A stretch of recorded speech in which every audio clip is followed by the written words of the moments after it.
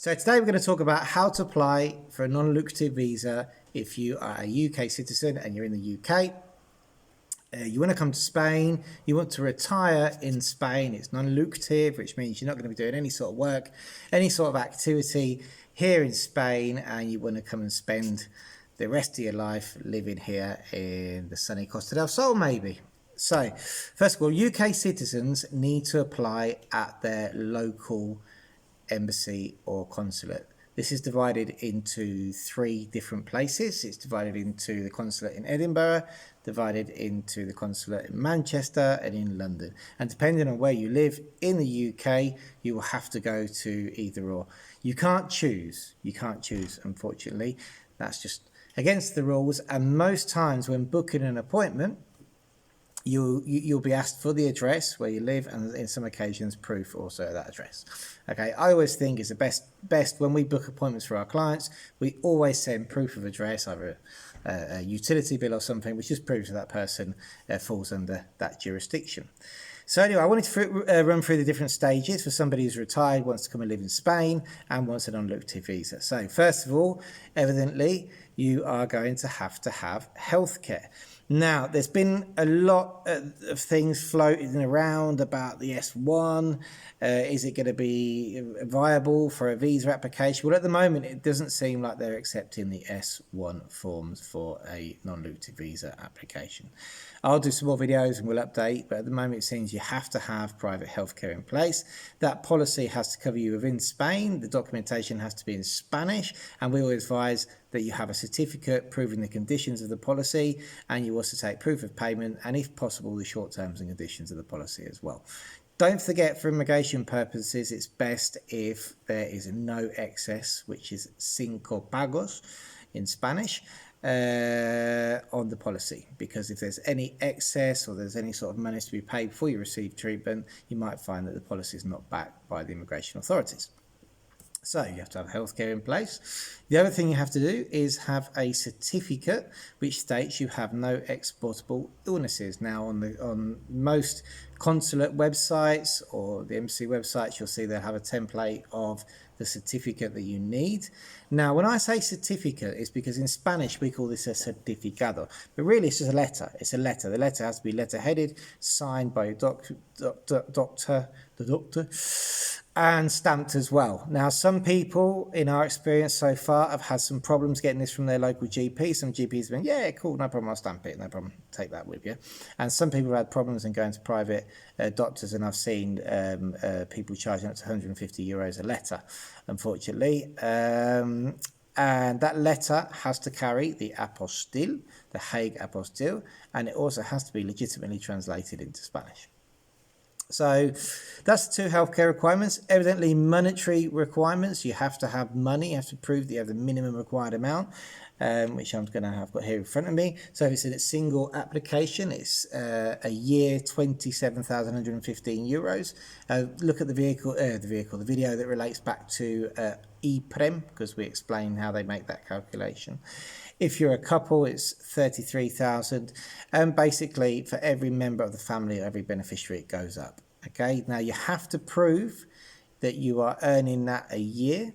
That would be with an income from a pension, or maybe it's dividend income or something like that, or that you've got that in savings. Now, there's a lot of confusion. I'm not going to get too into whether you can or you can't, or what you can use, what you can't use. I'll do that in a different video. But you do have to meet the minimum monetary requirements for a non-lucrative visa, and if you've got family members, the family members as well. Okay. Aside from that, you're going to have a criminal records check. Now, again, there's been a lot of questions surrounding the criminal records check to what they are accepting and what they're not accepting. Okay, and as time goes on, I'm going to do an individual video on that. At the moment, I can say that people who have had no trace and no live trace on their criminal records check have had their visas approved. I think it's dealt with on an individual case basis when it actually goes to the consulate. So, you know, if there is any trace of a criminal record on there, I don't think anybody's going to give you 100% guarantee it'll be accepted. It seems that they seem to deal with it on an individual case basis, and if there's no live trace, then it seems to be acceptable. If there is any others, then they'll look at that and do what they see fit, basically. Then what else have we got going on here? Let's have a look. I've got the list here, as you can see. Evidently, you have to take to the appointment your application forms. So you have the national visa application form, which is called Formulario de Visado Nacional. Okay, that is actually written out in hand, and you also have to have a photo to stick on that form. The photos evidently take the current standard of passport photos, so you can't have, you can't be wearing anything that covers your face, etc., etc. So the actual advice that they give you on the consulate website from London, the embassy website in London, is exactly the same advice as the British government give out on their passport photo website when renewing your passport. You'll also need a document which is called a Modelo 01, all right, which basically, here in Spain, there's Modelos all the way down to 23, which was the last one we used for beneficiaries of the withdrawal agreement, people who had already got their residence here in Spain switching for TIE card, is Model EX23. Non-Lucrative Visa is Modelo EX01. So you have to take one of those along with you, filled out with all the relevant information on it. And don't forget, when you get there, you'll have to pay 516 quid each in application tax. So basically, that tax is paid once you've submitted your documents. Now, just to share a bit of experience with that, it seems a lot of people were worried that what happens if I pay this and then I get rejected. It seems up to this point, and moving forward, as soon as we get more experience, we'll let you know. But it seems that people, once you do your document review first. So, for example, in London, you go in, you hand your documents over, the lady behind the glass screen, or the man behind the glass screen, will be looking at it. And if he thinks that's going to be accepted, then he will then send you upstairs to pay your money. Okay, it seems to be the case in Manchester as well, because nobody who's had their documents accepted has been rejected as yet, and the approval seems to be coming through. So it would seem that they are actually being vigilant before they pass the documentation through for the final inspection. All right, so that's a good thing. Now, as soon as we hear of the contrary, we'll definitely do a video and let everybody know. So yeah, that's basically it. That is an overview on how to apply for your visa. Don't forget that once you've got your visa in your passport, it doesn't end there. You've got to get to Spain, and you've got to come and give fingerprints at your national police station. You've also got to prove where you're going to be staying in Spain, and you'll also have to prove the entrance into Spain as well when you enter the country. And then after around 45 days, now here in Malaga, where I am at the moment, it was up at 60, 70 days to get your card, and now it's down to a month. It's brilliant. The cards are coming back in a month. So to be safe, we always say 45 days from the time of doing your fingerprints to the time you get your card in your hand. Don't forget that first card for a non-lucrative visa is going to last for 1 year.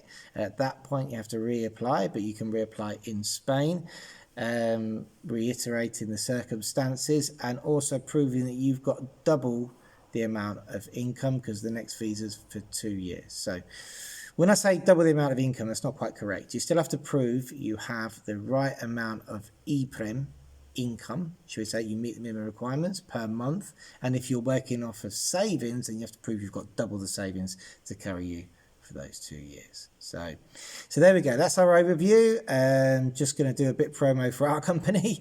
So what we do in this whole circumstance is we basically help remotely with the first appointment that you do in the UK. So we put together a checklist, which I'm actually just reading off of now.